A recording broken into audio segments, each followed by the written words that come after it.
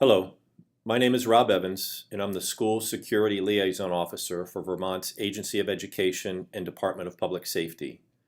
I am pleased to introduce Mr. Richard Cogliano from Vermont's Division of Emergency Management and Homeland Security, who will provide you with important school safety information that will help you design and implement a creative and aggressive school safety drill and exercise program for your school. Rich is the Southern Exercise Planner for the Homeland Security section of the Division of Emergency Management and Homeland Security. Prior to this, he was the Radiological Training Coordinator and Local Planner for the Radiological Emergency Response Program. Rich has a bachelor's degree in Business Administration from St. Michael's College and a master's in Business Administration from American Public University.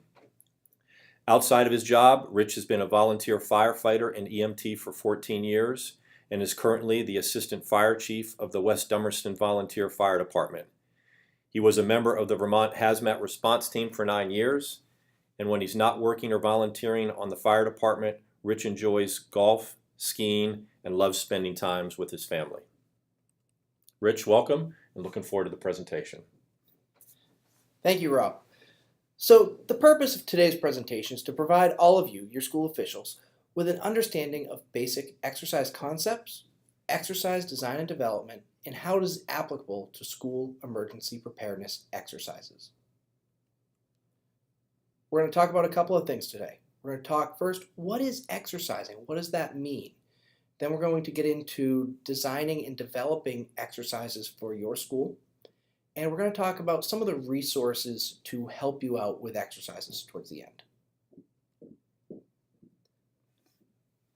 When we talk about exercising, for the purposes of today, let's not think about running on the treadmill, doing jumping jacks, or any of those things.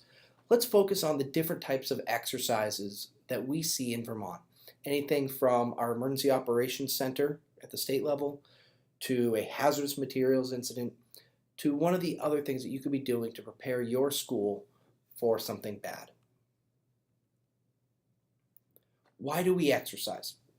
Primarily, we want to take our plans, whether it's a disaster plan or a school crisis plan, and evaluate it. Make sure that it will work the way we hope it will work when things happen. We want to look at our capabilities, the things that we say we're able to do, and make sure that we can deliver on those. We want to identify resource requirements. So if we need more buses, if we need other resources in the school, another school resource officer, we can get those, and we have some way to identify what those are. We want to look at our capability gaps. What are the things that we say we can do, but we're actually running a shortfall in? Primarily, we want to identify strengths.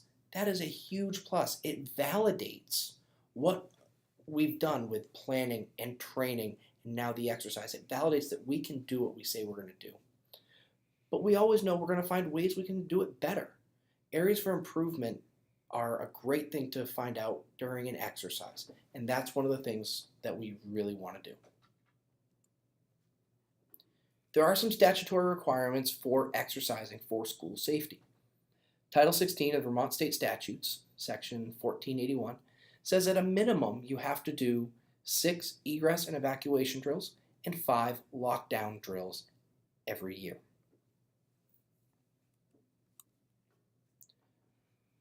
Let's talk a little bit about exercise design and development. When we talk about exercising in Vermont, we use a national standard, the Homeland Security Exercise Evaluation Program.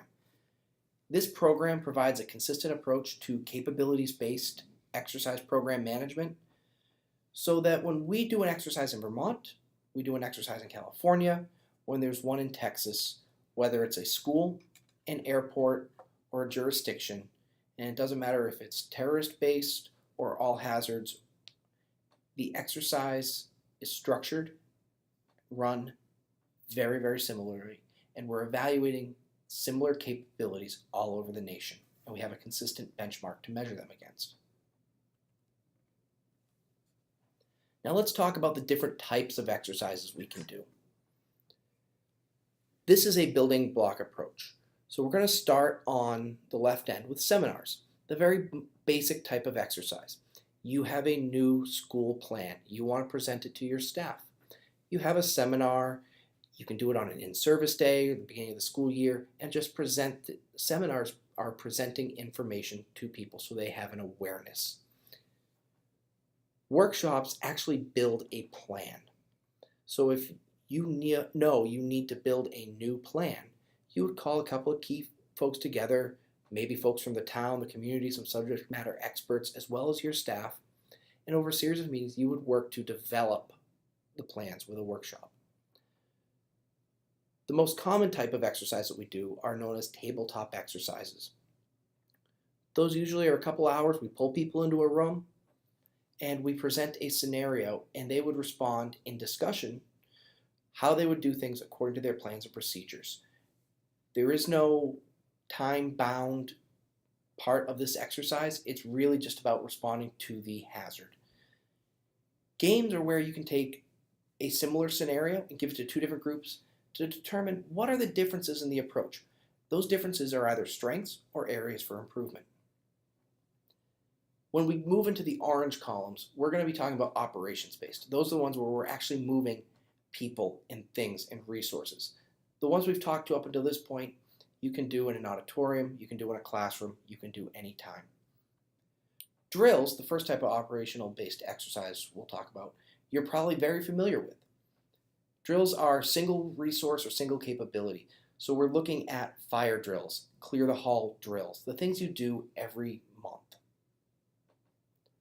Functional exercises, those are going to have different entities working together in different locations. So you could have your school administration, your town emergency operations center, your local fire department incident command post, all working, but you're not actually moving resources between each other. And finally, the ones that you see on the news, WCAX, the national news, those are the full-scale exercises. Those are the ones where we have a lot of moving pieces and parts, victims, actors, and we're doing this in real time. So we would start with a real event or a simulated event and progress real time until we actually end the event. When we talk today about exercising, I want to keep in mind two things: program management and project management. Program management is really going to be about the big picture. What are we doing over multiple years, our whole exercise program, so that we can make our plans, procedures, and staff better. Program management oversees planning, training, and exercising. When we get into the project management side, we're going to be talking about exercise specific. Individual exercises, whether it's a drill, whether it's a seminar or a tabletop. We're going to talk about the things you need to develop that specific exercise. So program management. Where do we get the tools needed to develop an exercise program? First, we have to identify our threats, hazards, and risks. Now, you should already have this in your school response plan. If you don't, reach out to your local emergency management director, reach out to some of your other resources, and figure out what are the threats, hazards, and risks that face your school. Is your school in a floodplain? Do you have seasonal flooding? Are you near an interstate where there's hazmat being transported up and down? What are the things that you face in your area? Identify your current capabilities. What capabilities do you have to meet those threats and hazards already? Those are things that you are already good at. You might not need to exercise, but you can incorporate into other exercises. Then you're going to develop, out of all the threats and hazards, taking into account your current capabilities, what are the program priorities? What are the things you really want to focus on over a multi-year period? Now, I understand when I say multi-year, that might scare some people, but don't think of this as doing it alone. You're working with your community on this. Work with your local fire department, your emergency management director, your police department. They develop multi-year exercise plans. They can help you with this and incorporate you into those. So how do we choose our priorities? Let's take a look. What do our senior leaders want? What does our school superintendent, what does the Agency of Education say that we want to be focusing on? What are some of the emerging threats nationwide? What are some trends that we're seeing, some things that we weren't seeing 5 years ago that we're now seeing that we need to be prepared for? What can we do realistically? It'd be great to think that we all have unlimited budgets, unlimited time, but we do have constraints. So within those constraints, what can we realistically do for exercises? And then probably the most important, what is the most realistic threat and hazard? We all want to focus on school crisis events because they have a high impact, a high scary factor to them. But if you're built in a floodplain, we see a lot more flooding incidents. We see a lot more hazmat incidents in this state than we do others. So what is more realistic for your community? When we do exercises on a national scale, we look at capabilities. And I've used the term capability several times already. When we're talking about capabilities, we're talking about your ability to do things. If we're talking about working with your town officials, your school officials, your emergency responders, and others, we're talking about that capability that spans multiple event types, all hazards. So focus on the capability to do the job, whether it's working together, whether it's evacuating, whether it's sheltering, whatever it is. Work on that and not just the scenario. When you're building a multi-year training and exercise schedule, again, work in concert with others to develop your skills and your capabilities over a multi-year period. Use a combination of exercises. Don't use the same drill time after time. You want to use different things to challenge yourself, to challenge your plan, to make more improvements. If you do the same drill over and over, you're only going to find the same things over and over. So use that building block approach that we talked about earlier. Start low and work to increase the complex exercises. Here's an example. If you're just starting out and you don't know much about hazardous materials and you're right next to a main thoroughfare, you're going to start with a seminar. Bring in an expert. Have them talk about what are the threats and hazards of hazardous materials to your school. Do some training, train your staff, and then do a workshop. Bring in those subject matter experts, your local fire department, and others, and build a plan to respond to hazardous materials for your school. Do some more training, train people to that plan, and when people are trained to the plan, you've done your planning, you've done your training, then you're ready for a tabletop exercise to validate that plan, to make sure it's going to work, to validate the training that has gone into it. Once you've done your exercise, you find your areas for improvement, you bring those about, you update your plan, and you can go back into it. That's just one example, depending on where you are in the process. So the foundation for your exercise depends on a number of different things. Your training and exercise plan. What is it that your jurisdiction, your school, has said you want to be doing over a multi-year period? What do you want to be focusing on and building upon? What existing plans and procedures does your school have? What about the plans and procedures for your town? Are there plans and procedures to evacuate the school to somewhere else if need be? What are the threats and hazards that you face? If you have done prior exercises, what are the things that have come up from that in after-action reports and improvement plans that say this is what you should focus on? These are the capabilities you need to build upon. And finally, if you have grants or cooperative agreements, figure out what they say you should be doing. If you have an agreement with a neighboring supervisory union to shelter their kids during an event, make sure you exercise that. Make sure it's going to work the way everyone hopes it will. So we've talked about your capabilities, the ability to do the things you say you're going to do, whether it's working together, sheltering, or evacuation, or any number of things. You take those, and when you get into your exercises, you want to develop specific objectives for that exercise.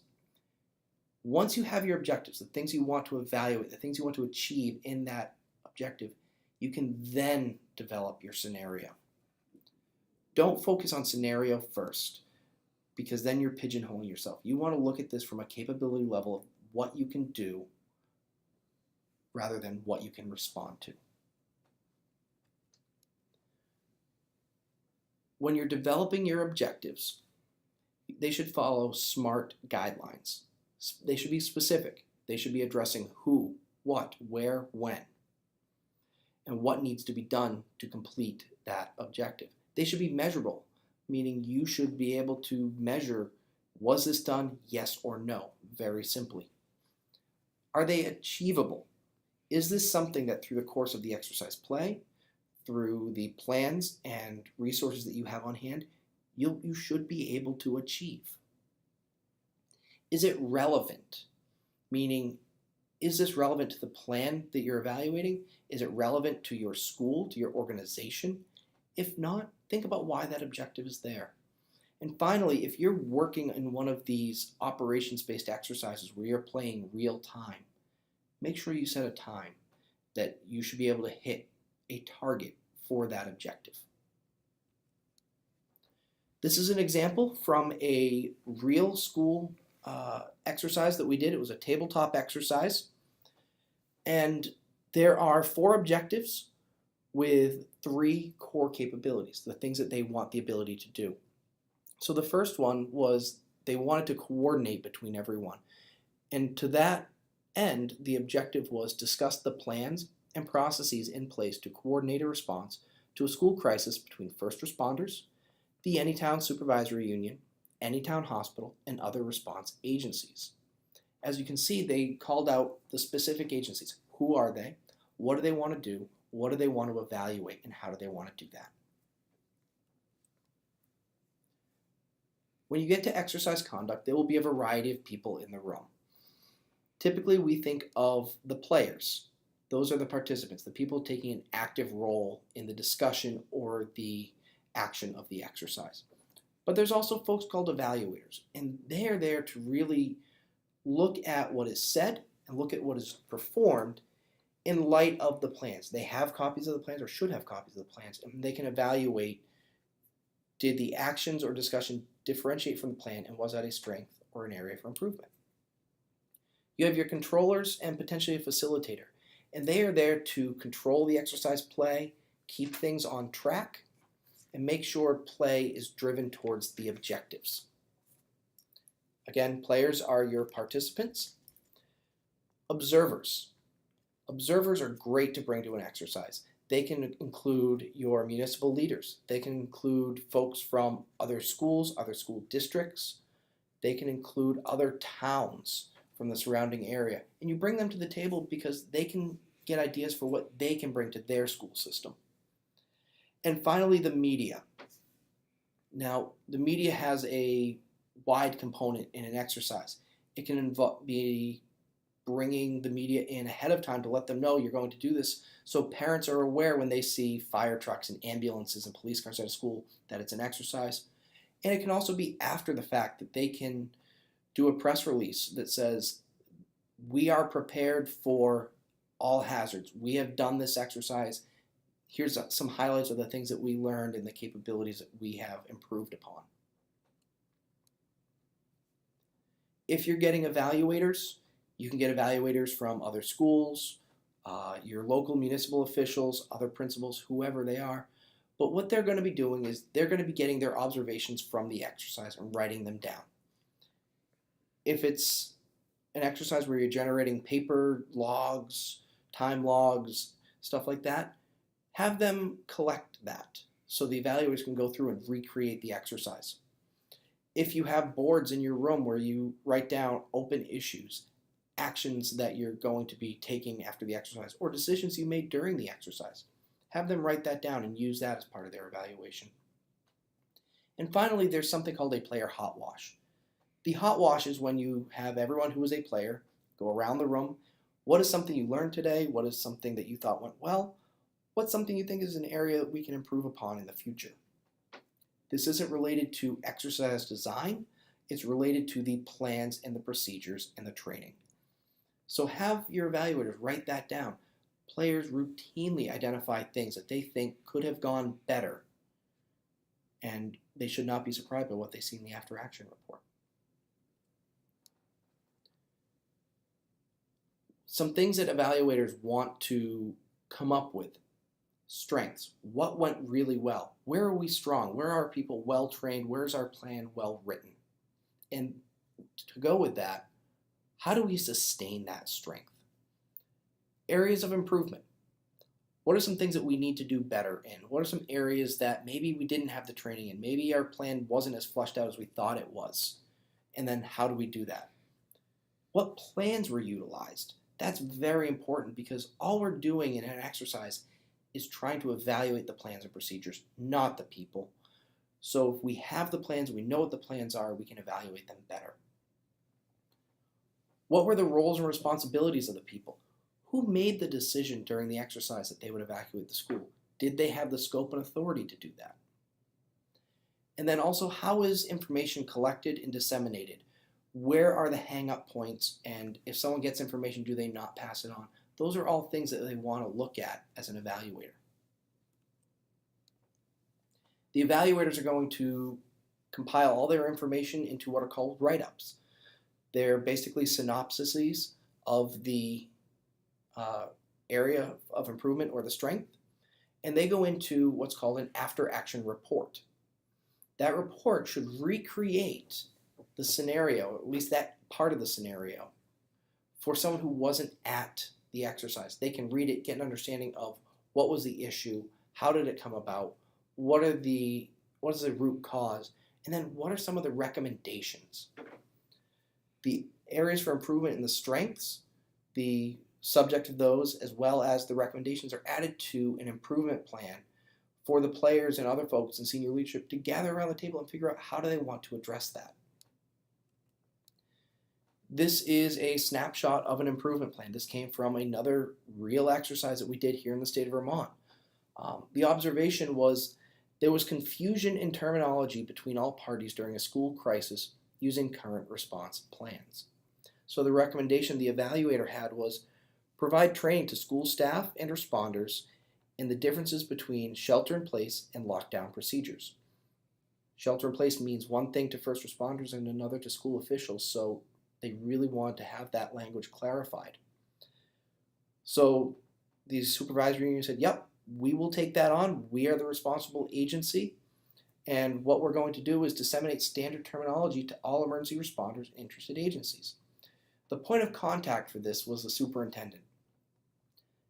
It's worthwhile to note that we identified it was the superintendent and not just Bob or Joe or Jane, because Bob, Joe, or Jane could move on, but the superintendent title is going to stay, and so that needs to stay with the person who is taking that role. And finally, a completion date. What's the target? When do we think we can realistically complete this by? It's something to shoot for. It's good to be aggressive and have a close end date, but make it realistic. If you have to change it after the fact, that's okay, but it gives you something to work towards. For your improvement plan, make sure you have an owner, someone to keep track of that improvement plan, someone to pull it out on a monthly or weekly basis to identify, are we making progress? Are we hitting our goals? We have deadlines coming up. Who's doing what? Follow up with the people who were assigned items. How are you doing on this action? Are you making progress? Do you need any help? Schedule regular updates with your senior leadership and your staff. Pull out that improvement plan at your staff meetings. Look at it. Where are we at? Are we hitting the right things? Make sure everyone knows that this is a document that isn't just sitting on a shelf. And above all, communicate. Reach out every now and then. Hey folks, I just want to check in. We had this exercise 2 months ago. We had some great things come out of it. How's everyone doing? Is there anyone that feels they can't do their part and need some help with it? So we've kind of come full circle. We started talking about our capabilities, what we want to do, and how we address them into a multi-year training and exercise plan. Once we have that plan, we're going to do some training. We're going to start designing and developing individual exercises in accordance with that plan. We're going to evaluate the exercises, develop an after-action report, identify improvement items, make the improvements, and then we're going to see, now that we've planned, trained, and exercised, where do we sit with our capabilities today? Have we made tangible improvements to the school safety? If so, we move on. We find something else we want to improve on. If not, what else do we still need to do? And that is program management and project management all rolled into one. Help is on the way. If you're feeling like this is more than you can handle, we are here to help. The Division of Emergency Management Homeland Security has exercise planners on staff. Our role is to work with schools, nonprofits, jurisdictions in developing multi-year training exercise plans, in developing local exercise programs, and also just working on individual exercises. I have done a number of exercises with schools. Some approached me and said, we are just starting a plan, we need a workshop to build it. Once they had that, they did a tabletop exercise. They made some improvements, and then we did a game. They made even more improvements. We just did a drill, and now we're going to be talking about a full-scale exercise. This is over the last 4 years. It takes time, but they have come so far in that time. So we are absolutely here to help you. Another great resource is the Homeland Security Exercise Evaluation Program website.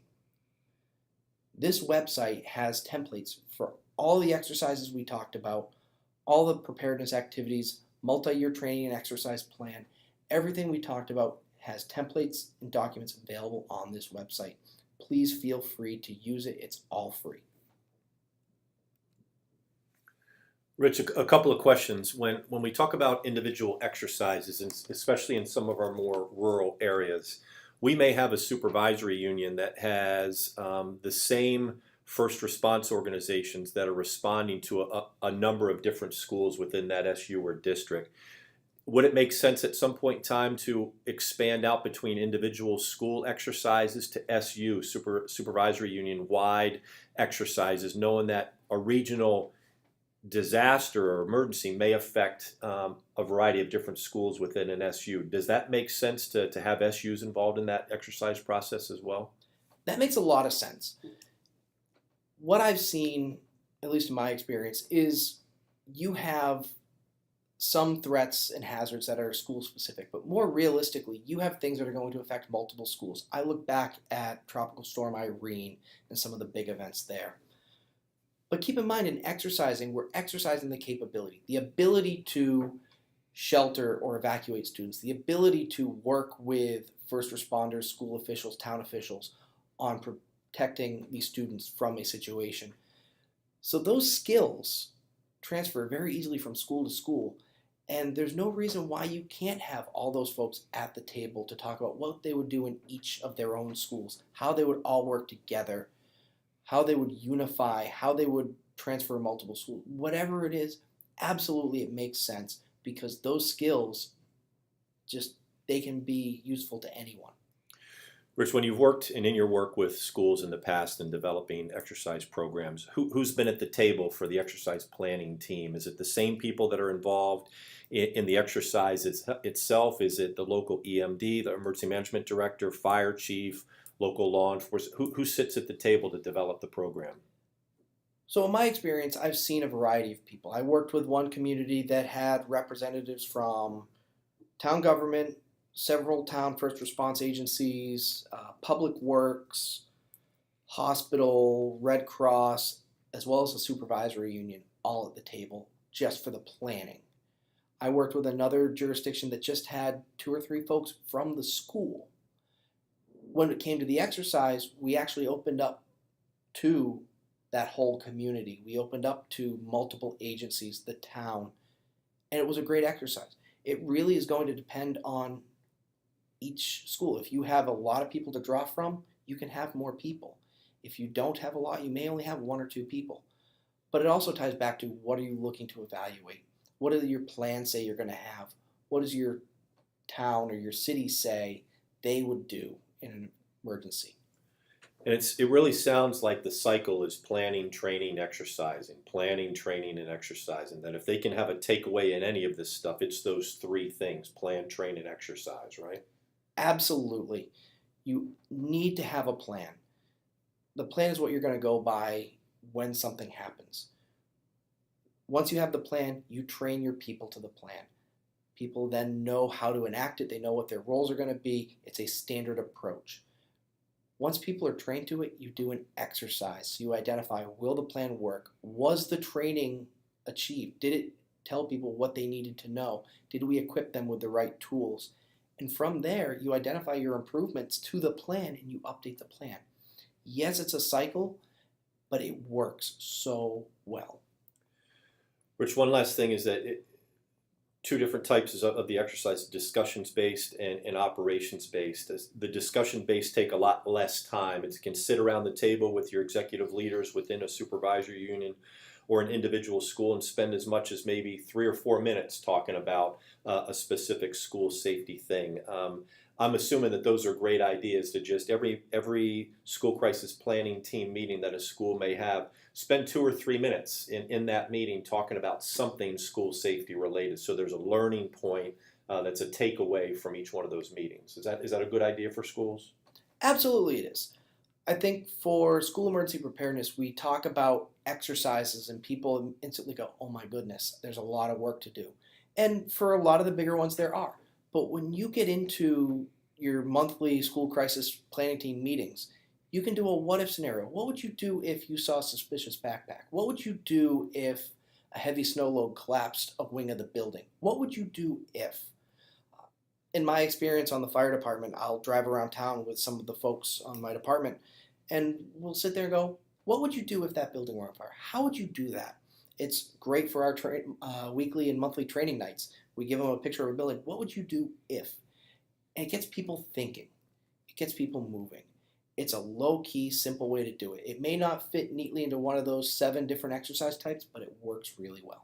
Well, Rich, I'm glad you brought that up because actually twice a month now through the Agency of Education's weekly field memos, we're doing just that, we're calling them What If Wednesdays, where it's just a fictional scenario that literally takes 2 or 3 minutes for not only principals and superintendents to share amongst themselves, but for them to share with their staff in the school so that everybody twice a month is getting a little snippet about what to do during a specific type of emergency and that type of thing. So I really appreciate your comments and your dialogue. I know earlier you had mentioned that there's some additional points of contact that can be accessed if folks need help with the exercise development. I think it's a great resource, and again, really appreciate you being here for us. Thank you, Rob.